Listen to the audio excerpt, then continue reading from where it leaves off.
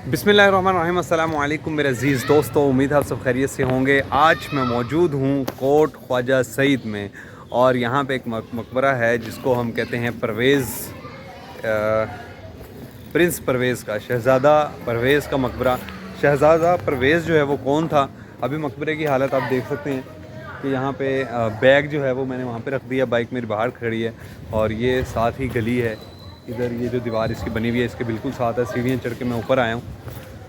छोटी सी सीढ़ियाँ हैं, इसकी कोई 7-8 सीढ़ियाँ हैं, वो चढ़ के आपको ऊपर आना पड़ता है और ऊपर आके आपको इस तरह का माहौल मिल रहा है। यहाँ पे ये पत्थर पड़ा हुआ है, मतलब कि ईंट को तोड़ के जो पत्थर बनाया जाता है वो पड़ा हुआ है। ऊपर भी ऐसे ही है और इसकी हालत आप देख सकते हैं मकबरे की किस तरह से है। प्रिंस परवेज़ या फिर शहज़ादा परवेज़ कौन था?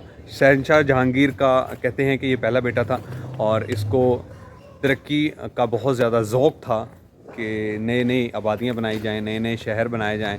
इस मुनासबत से उसने कोट ख्वाजा सईद के करीब एक परवेज़ आबादी के नाम से एक आबादी बनाई थी, जो कि अभी भी मौजूद है यहाँ पे और लोग वहाँ पे रिहाइश पज़ीर हैं। जिन्होंने वहाँ पे ज़मीनें ली हुई हैं वो लोग वहाँ पे रहते हैं। ज़मीनें तो चलती रहती हैं यार, आज किसी के पास है, कल किसी के पास है। बड़े आते हैं एक ज़मीन के ऊपर दावा करने वाले, लेकिन ये सारी की सारी ज़मीन जो है वो ऊपर खल्क़े कायनात जो कि अल्लाह ताला हैं और अल्लाह ताला जिन्होंने हमें बनाया है, इस दुनिया में भेजा है, उनकी ज़मीन है।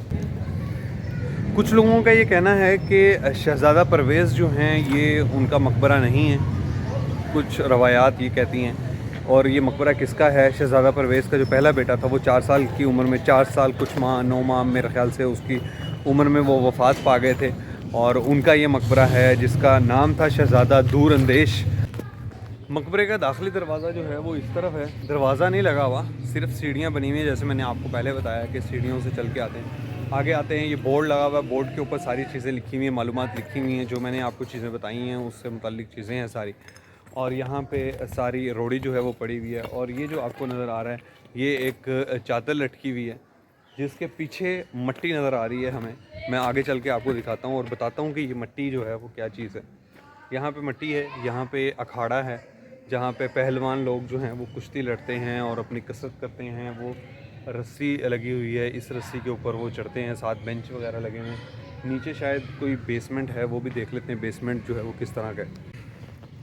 जी, ये जो रस्सी लगी हुई है इसके ऊपर चढ़ा जाता है रस्सी पे और ये सारी मिट्टी जो है इसके ऊपर पहलवान जो है वो कसरत करते हैं। और यहाँ पे शायद सीढ़ियाँ मुझे लग रही थी, लेकिन यहाँ पे सीढ़ियाँ नहीं हैं और कुछ भी नहीं है। यहाँ पे दीवारें वगैरह बनी हुई हैं, कुछ मिट्टी वगैरह ऊपर पड़ चुकी है जिसकी वजह से क्लियर कट नहीं है चीज़ें। मकबरे की हालत आप देख सकते हैं किस तरह का बना हुआ है। इसके 16 दरवाजे हैं चारों साइडों के ऊपर और गुलाई के अंदर 16 दरवाजे हैं। 16 तरफ से आप इसमें दाखिल हो सकते हैं। ऊपर चल के देखते हैं। पहले तो ऊपर चलने का रास्ता जो है वो ढूंढना पड़ेगा हमें कि रास्ता किस तरफ को है। बच्चे यहाँ पे खेलते हैं इलाके के। ये दीवार जो बनी हुई है ये पुरानी ही है, जो पुरानी बारीक ईंट होती थी उसकी दीवार है। अब ऊपर चढ़ने का रास्ता मेरे ख़्याल से तो कहीं पे भी नहीं है। वहाँ पे उस साइड पे एक बेंच पड़ा हुआ है, उस बेंच के ऊपर चढ़ के शायद ऊपर चढ़ा जा सकता है। उसके अलावा मुझे कोई रास्ता यहाँ पे नज़र नहीं आ रहा। ये साथ मस्जिद है, मस्जिद की ये दीवार है, इस दीवार से ही शायद ये जैसे बच्चा ऊपर चढ़ के जा रहा है, मैं भी फिर कोशिश करता हूँ कि इसी तरह से ऊपर चले जाते हैं। ये जनाब मैं ऊपर आ गया और ऊपर भी रोड़ी पड़ी हुई है। यहाँ पे इसकी दीवारें आप देख सकते हैं, सारी चीज़ें जो हैं वो ऊपर से उतर चुकी हैं। वो ऊपर जिस तरह का स्पेस फिर आपको नज़र आ रहा है इस तरह का ओरिजिनल स्ट्रक्चर था इसका, लेकिन बारिशों की वजह से, मौसमी हालात जो बदलते रहते हैं उसकी वजह से चीज़ें काफ़ी हद तक गिर चुकी हैं। ये एक साइड से एंट्रेंस है, यहाँ से अंदर जाते हैं तो ये कब्र बनी हुई है। एक्चुअल कब्र नहीं होगी, ये कब्र नीचे बनी होगी, लेकिन ऊपर इन्होंने ये बनाई हुई है। और बाकी हम कोकलताश के मकबरे में जब गए थे तो वहाँ पे यहाँ भी दरवाजे थे ऊपर वाली साइड पे, लेकिन इसके ऊपर वाली साइड पे दरवाजे नहीं हैं और ऊपर जाने का रास्ता भी कहीं से नहीं है। लेकिन ऊपर जो गुंबद है वो भी इसका डबल गुंबद है।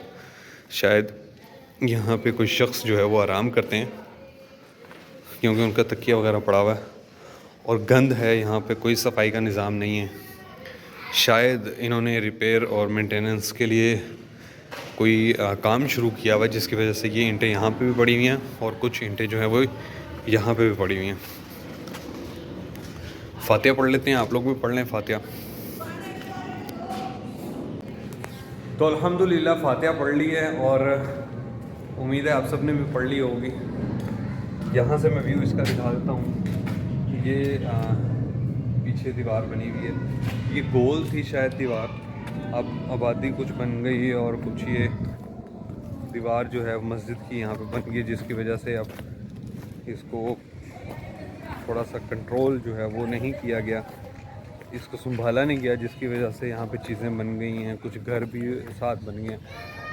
यहाँ पे भी दीवार होगी। वो पीछे भाई जो हैं वो लंगोट पहन रहे हैं अपना, मैं उनकी वीडियो दिखा नहीं सकता, लेकिन वो पहलवानी करते होंगे यहाँ पे, उसकी तैयारी कर रहे हैं। इसका पीछे से इस तरफ से स्ट्रक्चर देख के आपको लग रहा होगा ये जो कबूतर यहाँ पे बैठे हुए हैं, इससे आपको अंदाज़ा हो रहा होगा कि ये भी अंदर से डबल ही है। डबल से मुराद ये है कि पहले एक गुंबद बना हुआ है, उसके ऊपर दूसरा गुंबद जो है वो बना हुआ है। इसी तरह से मुग़ल इराक़ के जितने भी स्ट्रक्चर्स हैं और जितनी भी चीज़ें इन्होंने बनाई हुई हैं वो इसी तरह से बनाई हुई हैं। सारे गुंबद जो हैं, मस्जिद का गुंबद हो या किसी मकबरे का गुंबद हो, उसका सेम स्ट्रक्चर है, क्योंकि उनका डिज़ाइन जो है वो सेम था।